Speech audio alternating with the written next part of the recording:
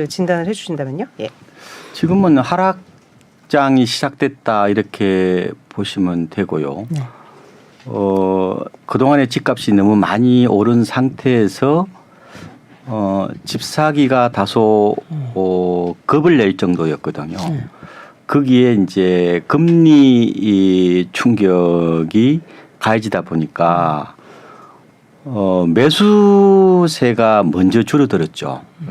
그게 어느 정도 한 6개월, 7개월 이어졌죠. 그러다 보니까 일부 급한 분들이 싸게 내놓을 거 아니에요. 네. 그게 급매물이 아니죠. 네. 예, 급매물이라고 할 수 있는데, 네. 예, 그나마 그게 거래가 되다 보니까 시세로 이제 포착되는 구조라고 보면 되는데요.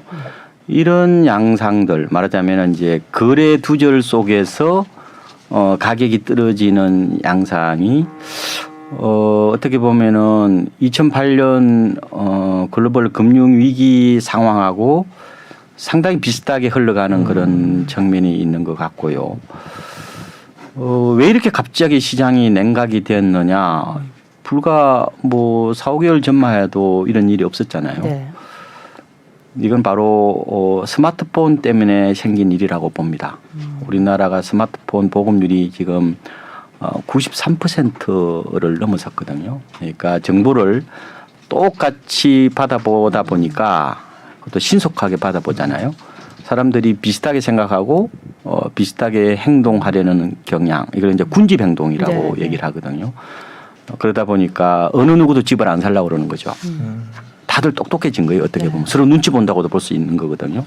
그러다 보니까 생각보다 빨리 냉각되는 모습들이 나타났다. 이렇게도 저는 해석을 해보고 있습니다. 냉각되는 속도가 빨라진 데는 어떤 정보화 기기나 뭐 이런 것들에 영향을 미치고 있는데 네. 기본적으로 지금 시장에 아까 말씀하신 것 중에 거래 두절 속에 가격이 네. 떨어지는 현상. 네. 이거는 거래가 그래도 되면서 떨어지는 시장하고는 어떻게 앞으로 전개되는 차이가 일어날까요? 지금 기본적으로 집을 살 수가 없잖아요. 네. 조정 대상 지역이나 뭐 투기 과열 지구에서는 집을 한 채 더 사면은 취득세만 8%예요. 세 번째 사면은 12%란 말이에요. 어느 누구도 집을 안 삽니다. 이런 가운데 결국은 급한 사람은 집을 팔 수밖에 없잖아요. 그러다 보니까 어떻게 보면은 매수세 바닥 없이 이제 하락하는 그런 구조라고 보고, 다만 지금 언론 보도는 조금 제가 봤을 때 이걸 과잉 일반화의 오류라고 얘기를 하거든요. 네. 지금 한두 개 극단적인 케이스가 전체 시장의 모습인 것처럼 약간 과대 포장되는 어떤 그런 측면은 있습니다. 그런데 결국 그거는 시간의 문제일 뿐 저는 따라갈 수밖에 없지 않느냐 이렇게 봐요. 왜냐하면은 이게 단기적으로 시장 흐름은 이 펀더멘탈하고 관계 없습니다. 이게 심리적 요인이 강하게 작용하거든요. 네.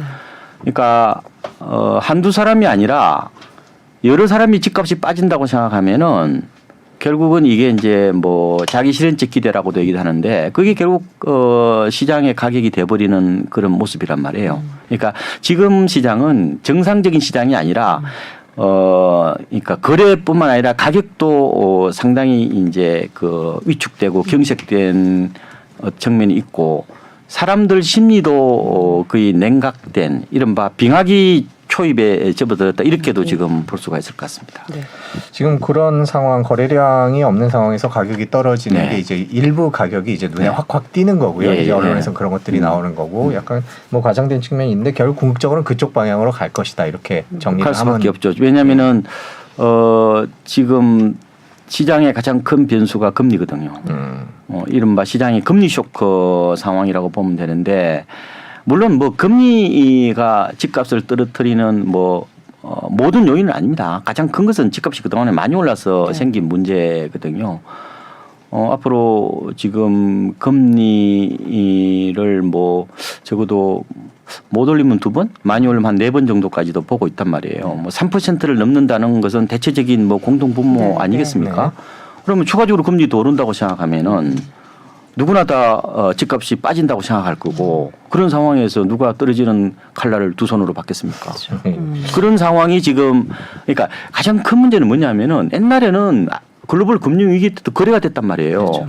지금은 사람들이 똑같이 생각하다 보니까 어떻게 보면 지금 집 사는 사람이 마치 뭐 호구라고 그러나요? 이런 어떤 극단적인 표현을 할 정도로 다들 저 정보를 다 받아보고 있는 상황이기 때문에 매수를 할 엄두를 내지 않는 거죠. 그렇죠. 그래서 그런 어떤 시장의 모습들이 이 포노사피엔스 시대, 말하자면 스마트폰 시대에 더 이런 두드러진 모습들이 나타나고 있는 거죠. 마치 주식하고 똑같은 겁니다, 지금. 그렇죠. 예. 그러니까 이런 심리적인 불안 요인이 시장을 좌지우지할 정도가 됐다는 건 사실 역으로 보면 네. 그때 이제 밤에 집을 보러 가서 살 정도다라는 네. 그런 영국 예, 예, 시대하고도 있었죠. 예. 거의 이제 반대의 그 가격만 나타났지 그 조바심은 똑같은 거 아닙니까? 지금은 사실은 그래서 앞으로는 이런 군집 행동에 따른 시장 변화는 가속화될 수밖에 없겠네요. 어떤 시장이든.